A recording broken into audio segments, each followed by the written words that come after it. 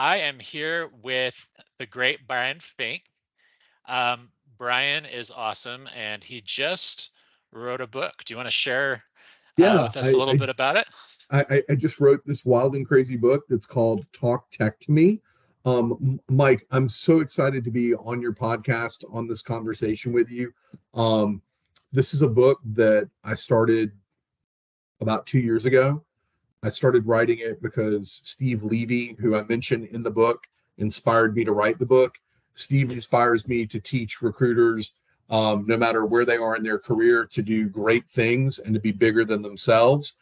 I like to think, and you heard me talk about this at SourceCon, that I like to think that recruiters have to activate three features: their curiosity, their empathy, and their tenacity. And once you activate those three things, you can build people, you can build companies, you can build them together. And that's why I wrote the book.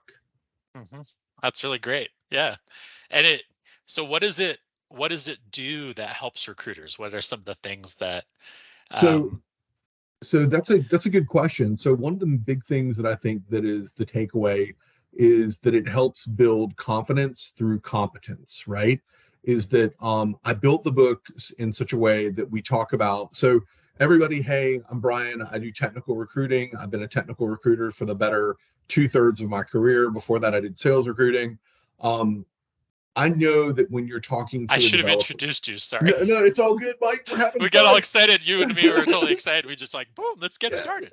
perfect. All right. So with that is that you take like 12 of my 18 years doing this, and what I want to know is I want to know that people are not only competent to do the work that we put in front of them, which is to shape companies and to shape lives every day, but I want to make sure they're confident about it. So if you've got a question about how does React JS work, it's in the book. If you have a question about the software development lifecycle and how all these different pieces come together, it's in the book. If you've got a question about building a Boolean string, and real quick, I don't think there's such a thing as a perfect Boolean string. I think there are a lot of different ways to skin a cat, but I've got that in there. If you don't know what questions you should be asking and answers you should be listening to when you're talking to software developers and software engineers, I've got that in there for you, right? So that you can come to the table with table stakes. And one of the other things that was like really important to me is and I lean on this is chapter 6 of the book. I really talk about understanding the hiring manager, because I think so many times hiring managers get painted in this adversarial way, and I think it's because recruiters default to being order takers. And you can't do that, right? Like, you've got to seek out to understand what is the problem that they want to solve by making this hire. They're not Hiring managers are not just interested in putting a butt in a seat, right? They're looking for somebody who can do something unique, who can solve a problem in a unique way. I don't care if you're looking for a software engineer and you need them to focus on continuous integration, continuous deployment. That's great. Chapter 6 talks about that. I don't care if you're looking for an accountant who has to know state and local sales tax or SALT. Chapter 6 talks about that, right? And those two things could not be any more different.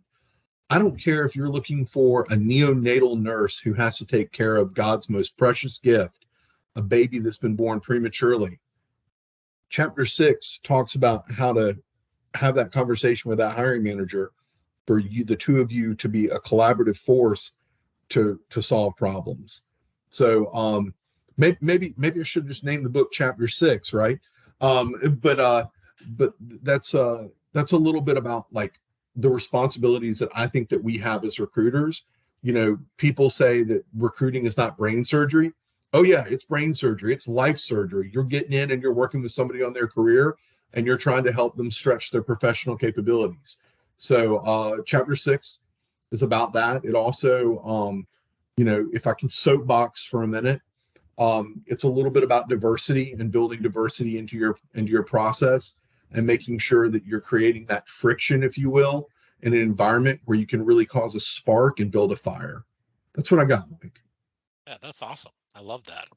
And you know what one thing that you'll love about Brian is he exudes this aura of positivity, which is infectious. And I know you gave me that compliment, but I'll turn the table around and give it right back to you. I think, it was an interesting conversation today. I was on a call, and my colleague reminded me, hey, you got to be, even if you don't like the results that, you worked really hard last week to try to bring in results, but you still have to be happy, in front of the client, which is a really interesting thing, how you have to be a chameleon, in our profession, even when you're kind of like, I'm like, I want to have results. I want to have this or that or the other. And it's an amazing thing, right? I think, how do you stay positive, keep Um, that positive energy even when you have, when we're our own greatest critic is the word. all right, so I think it boils down to three things. One, my mama always taught me that I needed to be optimistic, that I needed to be positive, that no matter if you got sand or dirt kicked in your face, you needed to get back up, not to take a punishment, but to stand up for yourself. So I think that that has a lot to do with positivity. Not every day is going to be easy, right? My mama also, she also talked about that, right? She also kind of, I mean, my mother, like, if you think I'm positive, Mike, you gotta meet my mom, okay? Because my Very mom cool. is like a whole nother ray of sunshine, okay? That's great. Yeah. She's the woman who, um, at 19 years old, lost her father, right? And she and her mother figured out how to raise her three siblings together, right? That's not easy, right? So like that's one. So my mama, like whatever my mama's facing, I can face that too, right? And I can have that positivity. Number three, show up for people the way that you want them to show up for you. Hmm, Now, that's great advice. you I know, like that. there was a time when I probably wasn't the most positive person, where I thought that it was fun to be aggressive and to be a bully and what have you. But all that got me was negativity and result in return, right? And I don't think that doesn't help, right? Like you've got to be gracious and you've got to live with humility. And then the third part about trying to be positive, and some people are like, Brian, you're too positive, you've got this toxic positivity to you, is that, Mike, as much as you got to show up how you want other people to show up for you, we play as a team. And I think that goes to the conversation that you were having with your teammate today. Is Right. A guy named For George sure. McCarrow, who was the founder of Longhorn Steakhouse, taught me when I was opening up restaurants for him as a teenager, college, uh, junior and senior, is that we all look good together or we all look bad together. Mm, And I want to make sure that if you're playing with me on one team, that we're going to look as good as we can together. We're going to take the bad. We're going to say, this is what happened. We're going to deconstruct it. We're going to have a post mortem. We're going to figure out what we got to do better and show up to be that best one team next time. So that's the three that I got for you, man. nice. I want to switch to another topic that I think you're well versed in. Um, just last week, we had Mike Wolford down here in Salt Lake City talking about his new book, Awesome. artificial Love Mike. Love yeah, Mike. artificial intelligence. So I'm curious, this is becoming more red hot, right? With Chat GPT and all these other things going on. What do you think about artificial intelligence and the future of recruiting? So, a few things. One, I think large language models have captured everybody's attention and imagination, right? And Hmm. generative AI. I think that if Mike Wooford was sitting right next to me right here, Mike Wooford would agree with me that there are things we're distracted by AI. Mm, There are like I was reading an article today that the US government is on the precipice of creating fusion, that they've had two experiments where they have had a net gain in electricity or in energy. And I think that there's substantive concern about LLMs and large language models, but like we're ignoring all these other advances because of this shiny object that can kind of mesmerize us, right? Totally. about Yeah. about how that about how that connects to recruiting is that I think that there's a big opportunity in recruiting today for us to spend more time with our candidates and to spend more time with our hiring managers than ever before. I think that we can use these large language models to do research and to understand who it is that we're talking to, what we're talking to them about, and what motivates them.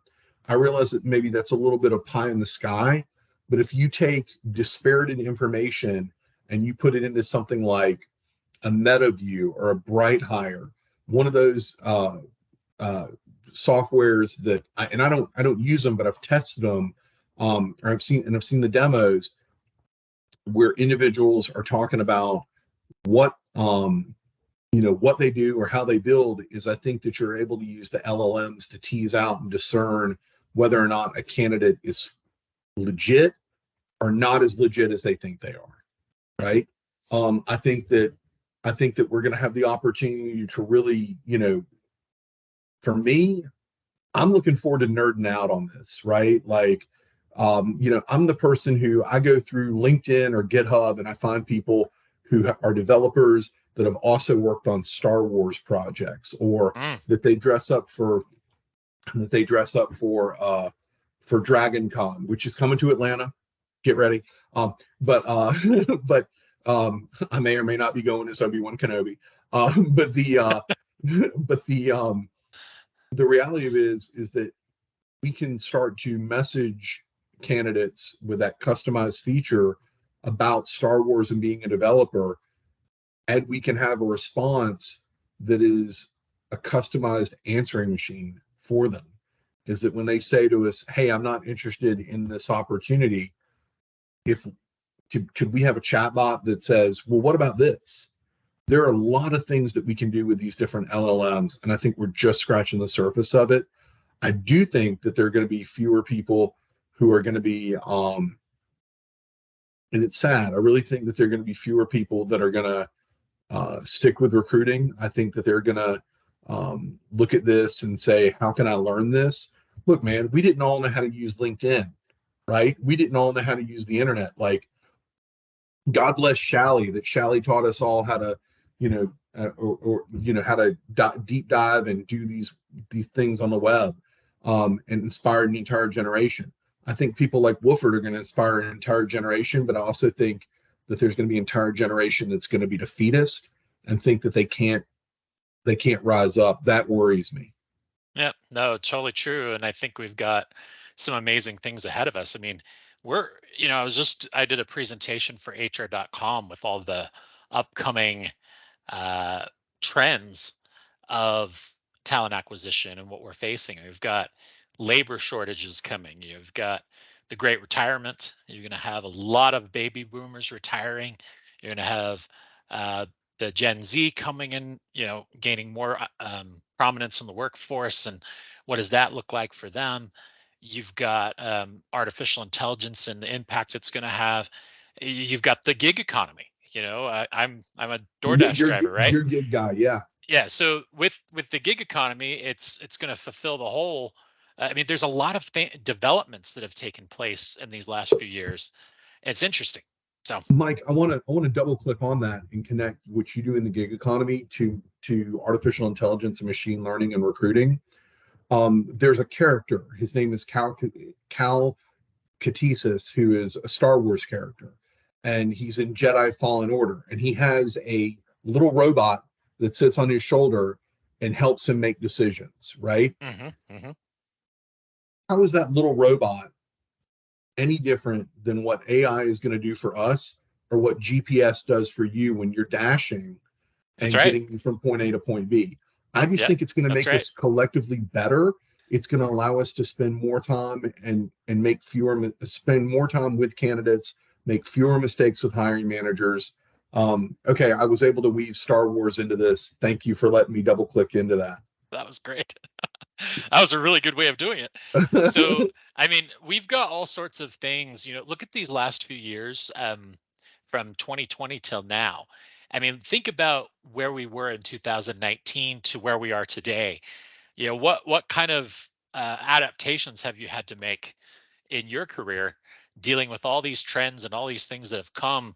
It was like the Pandora's box opened up, and Well, when COVID came, and it hit us with all this stuff, plus the Black Lives Matter movement and diversity and all these things that came full circle, and so it's all front and center now.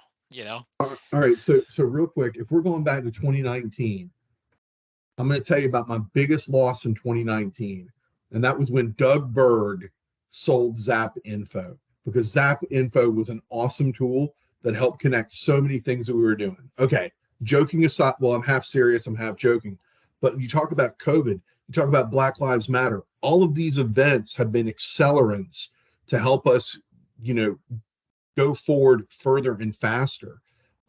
They have been instances where technology has really uprooted individuals. We now have companies that they have more cash on hand than countries have GDP, right? Hmm. I mean, Hmm. we've got a lot of things that have happened in the past 4 years that have been accelerants, right? And when we It's think a about good it, word. we've also had companies that have metaphorically risen and metaphorically fallen, right? Hmm. Um, we've seen some companies really take off and blossom and bloom. I'd argue that one of those is Amazon and AWS. I'm waiting for the day when the two split up, but it hasn't happened yet. We talk about Apple. Apple is the world's leading luxury brand. I know that I have my iPhone, but like it's only for the top 10% of the global economy. Um, I mean, DoorDash, right? Like, Hmm. the facility of having somebody ease and bring food to you, there's been a lot of accelerants. Yeah. And the other thing is that, the companies that were kind of behind the curve on the diversity front, back in 2019, and then when all these labor challenges happened, it's like the pendulum swung one way, swung all the way back the other way, and all these trends. It was like the proactive companies, the ones who were actually ahead of the curve and had a working model. It's interesting. Mike Wolford said something about artificial intelligence being able to interpret workforce planning and help with forecasting and do that better. Because one thing that I think has been lacking in many companies in these last few years is their labor forecasting, which helps with all the other things that you want to Oh, accomplish, bringing in diversity, making sure that you have a diverse workforce, because you can actually go and plan for it, and that you can bring in the right talent at all the right times and do these initiatives better and more cost effective. So I think it's a challenge that we've seen, right? It's interesting. well, we talk about the challenge that we've seen, right? And I'd go back to that accelerant, right? COVID-19, the pandemic, the past 4 years, the rise of AI. I really want to think that it has been for the betterment of diversity and inclusion with companies, with several outcomes and changes observed. But I don't think that they can all be associated or tied to the pandemic, right? I Oh, for think that sure. it. Yeah, I think that it's. there were I some think things that that accelerant is a good word. I like that. well, I think you've there described it very well. there's some things that have come into focus that are outside the scope of quote unquote traditional diversity, right? Like our increased mental health focus, like the stress of the Yes. pandemic and how like Mhm. people have been shut in. People have like I have generalizable anxiety disorder. I'm medicated for it. I'm happy to admit that or talk about that. But this is really for somebody who is afraid to leave the house. This has made the workplace more accessible and accommodating for everyone, including those individuals who are dealing with mental health challenges like I deal with. We talk about Black Lives Matter.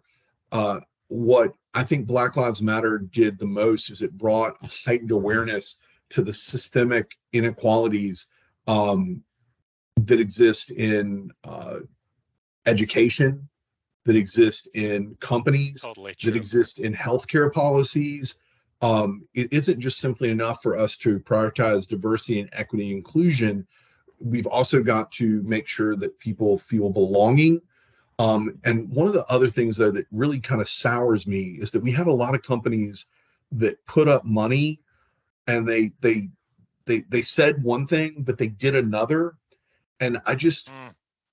I, I think that we have to continue the dialogue, right? Like just because we did it one day doesn't mean that it's going to change or reverberate for all of tomorrow's. Yeah, and I want to address what I really love is that there's two white guys talking about diversity here, you Yeah, know, and I think it's good because we want to, and I think that it shows that we want to be allies. I mean, the other thing that comes into my mind, I think of my good friend Katrina Kibben and how wonderful of a human being she is, the struggles she's faced as a now I hope that they have faced. I have to they. make sure I'm using the right pronoun, but she oh my gosh, there I go again. They It's changed okay. their pronoun We are. to, so I have to Here's make sure that I use it correctly. And so it's, but Mike, that's the other here's thing the is there's another example of me trying to do the right thing and learning. And it's, you know, and the challenges they faced is real. that's the beauty of allyship, right? That's Is that right. That's, you're we trying. may not understand, but we're committed to making the world a more fair and equitable place for everyone. You That's know, correct. Yep. my Absolutely. my rabbi on Friday night, his sermon was actually about LGBTQA plus uh, restrictions and how they have just exploded over the past year, and how everybody, not when I say everybody, I don't mean us and Kat and, but like everybody's kind of turned the blind eye to it and just said, "Oh, it's legal, it's okay. We're gonna go with the flow," and we can't go with the flow. We have to we have to swim upstream. Good way of putting it. Yeah. I mean, look at, I think what you brought forward to the forefront, all this, all the things that the pandemic, what it did, you hit it really well.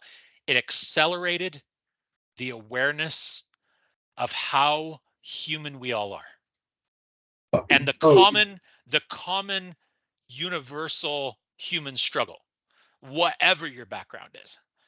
And if there was one thing that makes me think about how important that is for the leadership, that here's the deal, and I love to say this, but sometimes we don't give ourselves as recruiters enough credit. We are on the front line of doing so many things to open doors for people, regardless of their background, regardless of what they're facing. And it's such an important thing to acknowledge that we are in a human business, that we are in a place where it's okay to have different backgrounds and talk about the commonalities amongst our communities. Because when I look at the LGBTQ community and my Mormon faith, I know there's a challenge in our community with that, and the feeling in Utah of suicide that has come with it. And it's not something you can sweep under the rug. I have dear friends who struggle because they feel, because of the church's stance on, a man and a woman marriage, they feel like that they're being excluded. And that's a very tough position. And sometimes the sensitivity of hearing and opening a dialogue with someone who disagrees with you is the most healthy thing you can do. And I think I'm grateful for my LGBTQ friends, the things they've taught me. I'm grateful for my African American friends and what they've taught me. You talk about allyship, and what's the one thing that we can do in our communities to make it better for them? It's help them know that they're heard so and listened to. That's the most important thing we can do. I don't disagree with that. I would add one thing to it is that, Mike, there's something beautiful about a candle.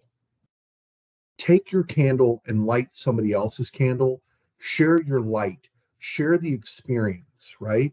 You know, I don't know what it's like to be black in the South. I really don't. You know, I have taken Me either. Yeah, youth groupers on trips to uh, to do the civil rights march as it coincides with Passover. But that doesn't begin. I mean, it begins to open up a dialogue about history, right? And I think that one of those things that we've got to do is that we've got to realize that history has this really bad, bad, bad, bad, bad. And now that's going to be a GIF. I can see that. It's got a really bad uh, habit of repeating itself, right? You know, in Germany, it was legal. You know, there were thousands of laws that were passed to oppress Jews and homosexuals and atheists, but it was legal. And we've got to, we have to swim upstream. We have to light other people's candles. We have to really, we may not share in the experience, but we've got to make room and make space, like you said, for the experience. for sure. And let me give you another thought that just touched my heart here while we were talking and I was thinking about it. I was remembering my visit to the 9/11 Memorial Museum and my first time there and how much that touched my heart because the the people that were there were just going about their normal day. And then they got hit with all that tragedy. It they were going to buildings. They were working. They were doing what we do every day. And we can't forget what it means to be human. Um it just in the field we're in, when we have that deeper sense, there's all these things that are out there that could divide, but there's so many things that also are common amongst human beings. And that's the 100. and that's when you look at that and you start to put that in perspective that way. Like I said, when I went to the 9/11 Memorial Museum and I was sitting, there's this one room and they're showing on the screen all the 3,000 who lost their lives. And they're sharing a bit of their human story. I was so moved that I was in tears because I felt their humanity and the strength of the families that are sharing. These 9/11 families are sharing a little bit of what it meant to them for their loved one. And a year ago, I fully embraced this because I lost my mom. I didn't realize the impact that would have on me at that time.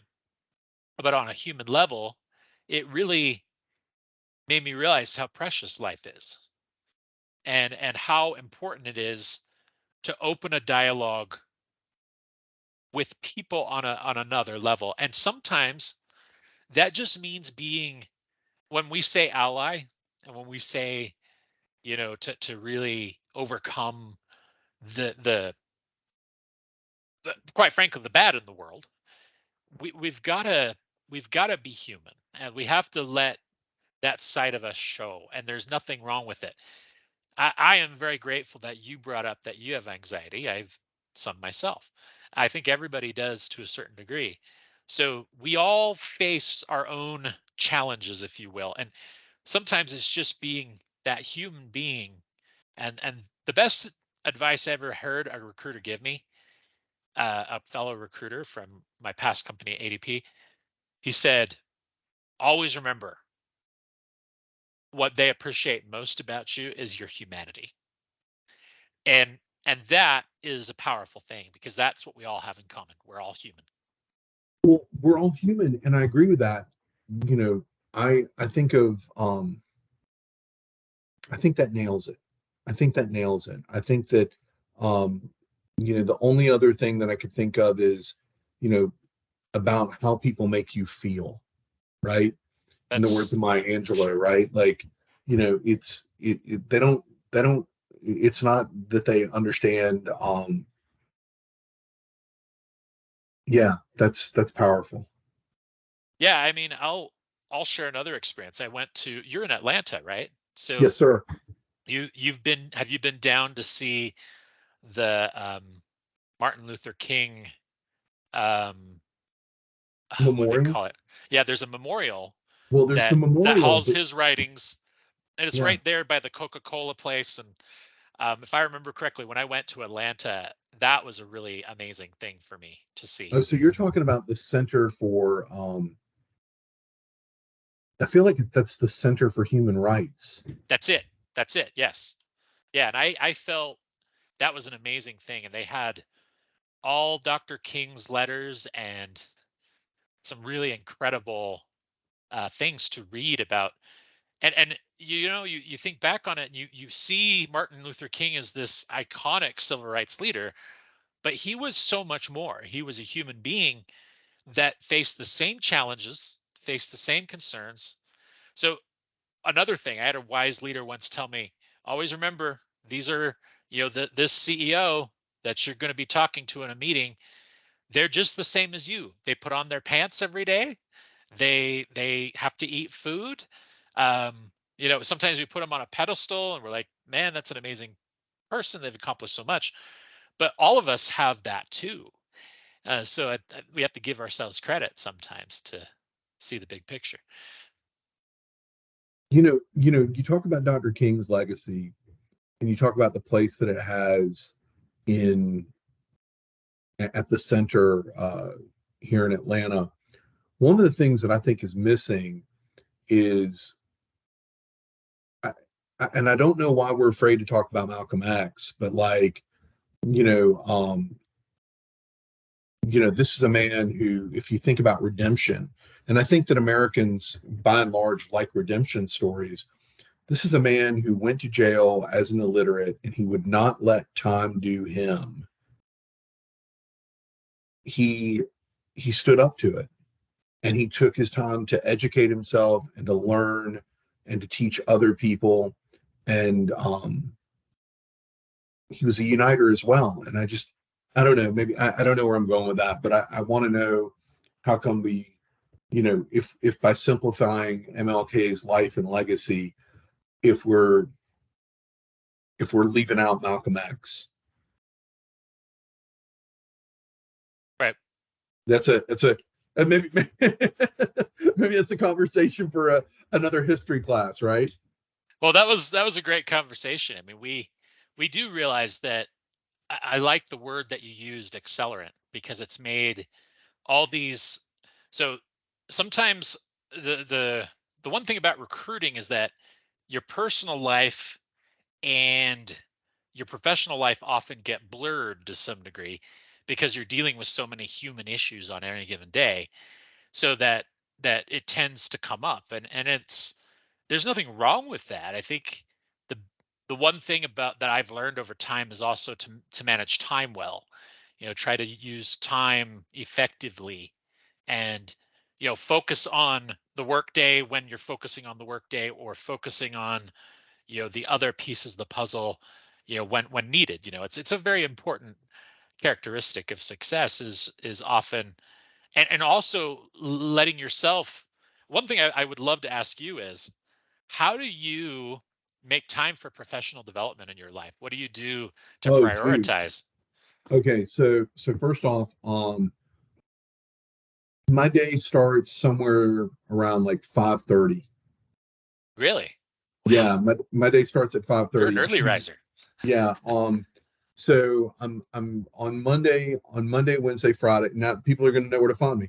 On Monday, Wednesday, Friday, I'm usually going to the gym, and I'm usually doing some kind of um elliptical, even though Steve Levy will challenge me that I'm not really doing the elliptical. Um, is that I'm listening to an audible book on tape, and I'm listening to a book and maybe re-listening to it. Um, so I'm doing that. And the books that I generally focus on are Stoic philosophy. I'm a big Ryan Holiday fan. Um, I Wow. jam on I jam on just a lot of philosophy, a lot of biographies. I feel that past that you can kind of borrow somebody's life, to teach you some lessons, so that you can use your time right. Okay. Hmm. So that's that. Then I come home, I have breakfast with Maddie, Monday, Wednesday. So that's my daughter. Um, uh, Monday through Friday, we have breakfast. We have turkey sausage and eggs and a cinnamon roll. Like that is it. That is probably why I need to be going to the gym more often. That cinnamon roll keeps getting bigger and bigger. Um, but then like before after I drop Maddie off at school, I sit down and I journal for about an hour. It's very cool. And so I think that writing helps you to flex that empathetic muscle to focus on what you've done and what you want to do. And so, Mike, I mean, you've heard me say this before. I said at the beginning of this conversation is that I think recruiters have to be curious. I think we have to be resilient, or we're supposed to be tenacious, but we got to be empathetic. And that is definitely something that's come through our conversation, whether it's from my mouth to your ears, from your ears, I mean, from your mouth to my ears, is that we are in the people business. And so that's a professional development thing for me.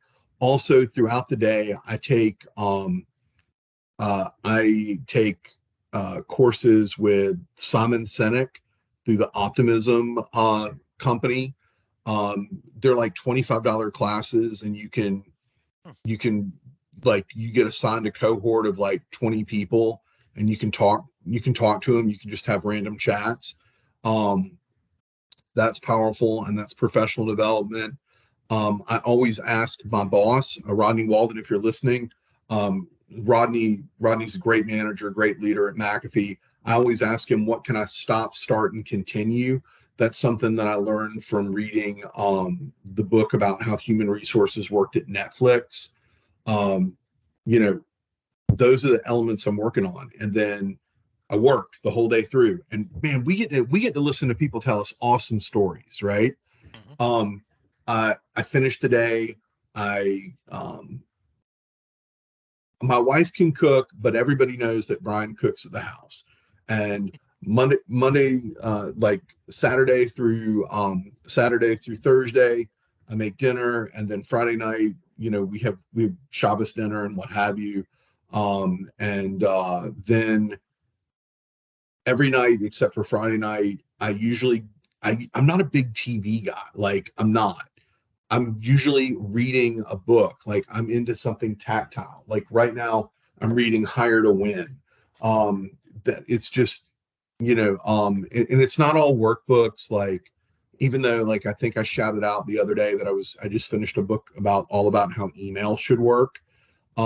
Fascinating book. It's called The Email Manifesto. Check it out if you want to. Um, but that's it. And like, Mike, also from professional development standpoint, go to conferences, right? Like, actually, Mike, that's one of my favorite pictures anybody's ever taken of me is the picture you snagged to me at SourceCon, where I was surrounded by people and they were like, how do you do this thing? And I was like, da da da da da da da.